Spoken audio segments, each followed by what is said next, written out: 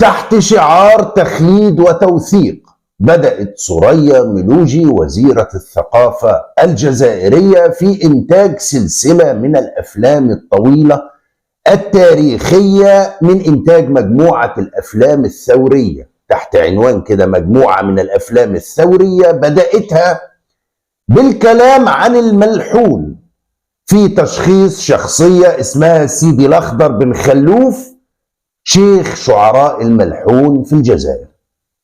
بتعمل الفيلم باللغة العربية الفصحى عشان تنشره في جميع الدول العربية وفق مخطط لقائمة بمجموعة من الشخصيات تحط عليها التراث المغربي وتدخلهم في بعض وتوثقوا بالأفلام على إنه تراث جزائري وتصدره للدول العربية.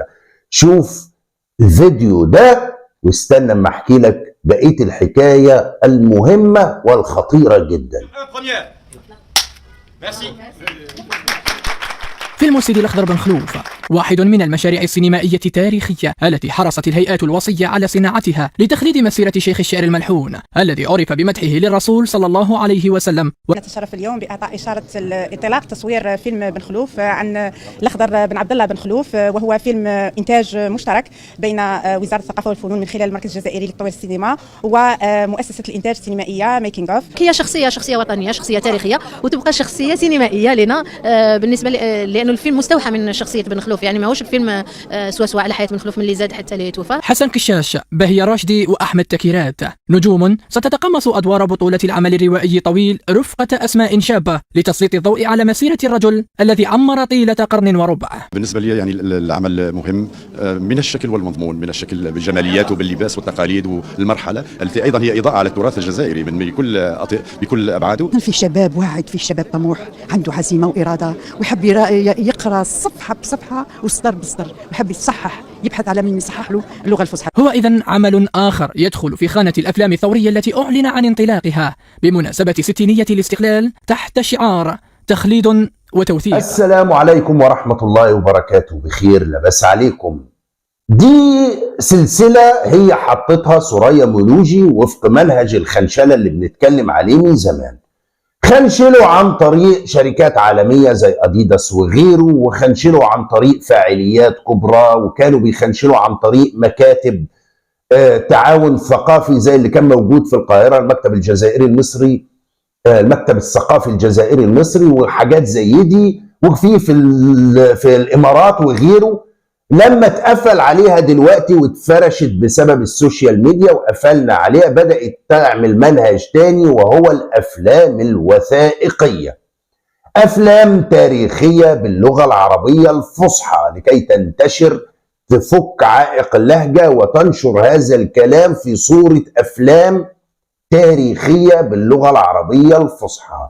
بدأتها بشعر الملحون، وجابوا الشخصية الأخضر بن خلوف وقال لك عاش 125 سنة واتعلم لما تجيب بقى سيرة الأخضر بن خلوف، عاش 125 سنة واتعلم الملحون من شيوخ الملحون في الجزائر، معنى ذلك ان الملحون جزائري وانتشر من الجزائر إلى المغرب وإلى غيره، وإنه تراث جزائري. وحط في الفيلم كمان زي ما انت عايز، حط قفطان ماشي، جلابة ماشي، ما هو بقى فيلم.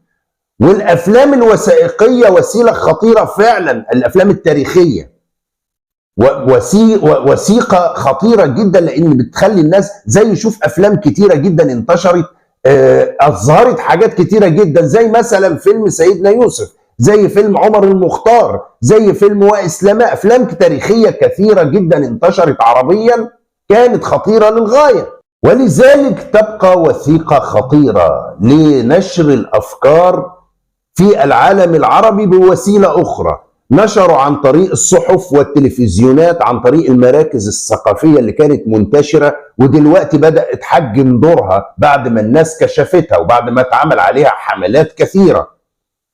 فاتقفل عليها اللي كانت بتجيب ضيوف في التلفزيونات في مصر وفي الخليج تلبس قفطان وتقول لك القفطان الجزائري والمطبخ الجزائري والكلام ده، اتفرشوا واتعرف الموضوع. فبدأ ينتج أفلام وثائقية ضمن سلسلة، هي حتى قائمة فيها سلسلة من الأفلام تجيب شخصية وتركب عليها بقى دلوقتي الملحون، وهتركب عليه طبعا أزياء زي خد جزائري، وتحط في النص أكلات مغربية تماما، وتحط اللي هي عايزاه في الفيلم، وينتشر الفيلم. زي ما قلنا أفلام كثيرة جدا انتشرت عربيا تاريخية، لأن الأفلام النوعية دي وهي بقى مش تبيعها، تديها للتلفزيونات مجانا، تديها للتلفزيونات الأخرى العربية ما دام باللغة العربية الفصحى هينتشر، وعلى السوشيال ميديا وغيره، وقطع منه وحطه كم أنت كبير يا جزائر وتاريخ الجزائر.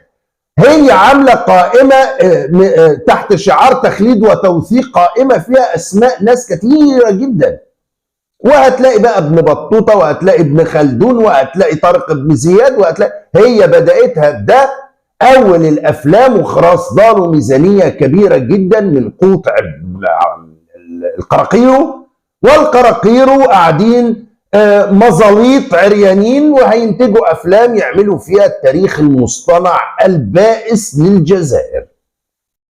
لذلك من دلوقتي بقول للجميع لا تتعاطى مع مثل هذه الأفلام. هذه الأفلام تشبه المخدرات تماما، لأنها تزييف للحقائق وتزييف لكل شيء وتزييف للواقع، ونهج خنشلة بائس مضحك، وهيطلع شيء سخيف مسخ لن ينجح ولن يشاهده أحد، بل سيكون وسيلة للضحك، توثيق ضدكم لمنهج التخنشيل، هتبقى وثيقة ضد تاريخ ثريا ملوجي وعبد المجيد معرفش ايه، رواد او مش الرواد كان بوخروبة، محمد ابراهيم بوخروبة رائد منهج التخنشيل، انما دول هيبقوا ابرز وجوه منهج التخنشيل، عبد المجيد معرفش ايه وثريا ملوجي وزيرة الثقافة بتاعته.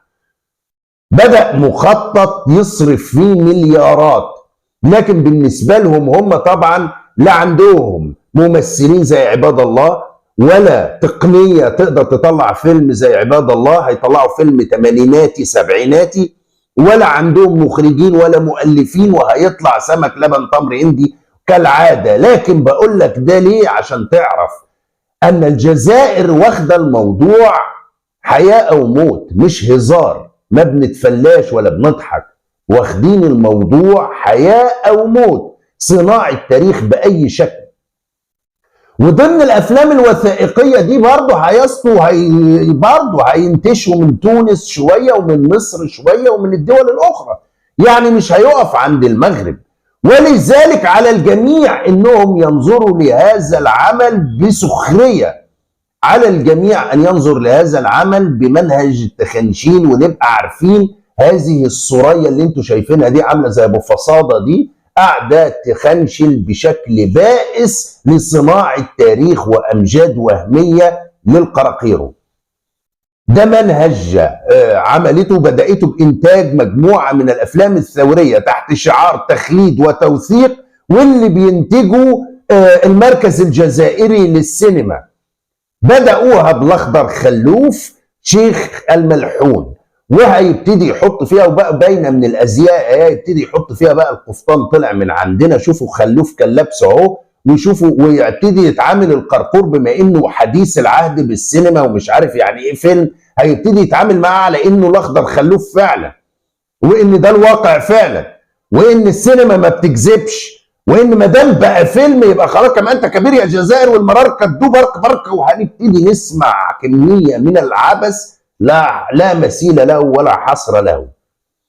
المنهج زي ما قلنا بدأ بكلام فاضي، صحف تنشر اخبار، يطلعوا في برنامج هنا ولا هنا، يعملوا اتيليه للقفطان، ولا يعملوا حفله ويعملوا فيها بتاع شويه صور ولا شويه بتاع حاجات بسيطه. دلوقتي المنهج بقى مليارات تنفق عليه، وبقى بيعمل موضوع بقى افلام وثائقيه بدات بالاخضر خلوف، وبعد كده هتدخل تشوف شخصيات كثيره جدا. لكن اللي مطمني انا انه هيفشل، مفيش كلام، لان هؤلاء لا ينتجون لا يبدعون. هذه الثريا كل ما تحط ايدها في حاجه تجيب الضحك في راسها. اديداس فرشتها وفضحتها والعالم فضحها، كل ما تحط ايدها في شيء يرجع ضدها ويبقى شكلها بائس والناس تضحك عليها، وبقت عامله زي ابو فصاده طويله وهبله وشكلها بائس وشكلها كل ما تطلع في شيء مضحك. انسانه لا تملك فكر ابدا، شوفوها ايه عامله زي البلياتشو، لا تنتج فكر ولا تتبنى فكر ولا يحترمها احد بهذا المنهج. ولذلك جابها عبد المجيد للتخنشين، لانها هي الوحيده اللي ممكن تقوم بهذا الدور العبثي الكوميدي الذي سيذكره التاريخ بكل سوء. بدأت بإنتاج مجموعة من الأفلام، أولها الأخضر خلوف، وبعد كده هتلاقي شخصيات أخرى، وانتج وارمي في فلوس القراقيرو، والقراقيرو قاعدين الأولويات منعدمة من عندهم، نعمل لكم ملاعب ونعمل لكم معرفش إيه ونعمل لكم إيه وحاجات بائسة سبعيناتي، وهم فرحانين بيها جدا وشادين الصف على أساسيات الحياة.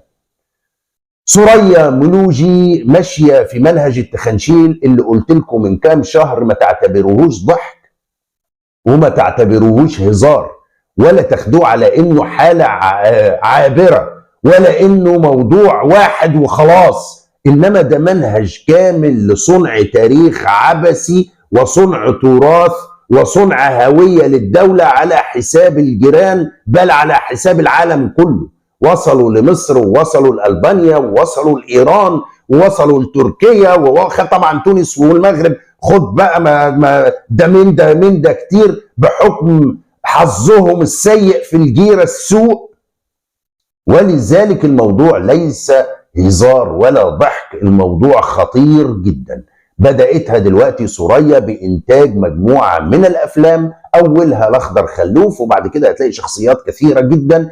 الشخصية زي ما قالت في الفيلم الوثائقي الفيديو ده اللي عرضته لكم من شوية ده، واحدة من المشاركين في العمل قالت في ريبورتاج مع قناة الشروق إن إحنا مش هنعمل حياته قوي يعني من لما اتولد لحد ما مات، إنما إحنا بناخدها منها كرمز عشان نبرز التراث والتاريخ. يعني هي قالتها هي حاطين الأخضر ده عشان هو الملحون، وحط احشي بقى أي معلومة أنت عايزها واحشي اي كلام واعرض للناس والناس تشوف، ومع الوقت يبقى وثيقة تاريخية. اهو كم انت كبير يا ده الملحون، لا ده بتاع اهو بص سوريا قالت. هي دي المشكلة، والقراقيرو ما عندهمش الوعي الكافي لانه يفرز، بل ان عنده قابلية واستعداد لانه يتجرع الكذب ويلوكه ويمضغه وهو عارف انه كذب، لكن حبه ويقاتل من اجل اثبات ان هذه الكذبة حقيقة. هي دي المشكلة، ان الحالة برمتها في هذا البلد المنكوب باعلامه وبمسؤوليه وبثقافته حالة عامة خطيرة جدا تضر الاخرين. دي الحكاية. اشوفكم على خير.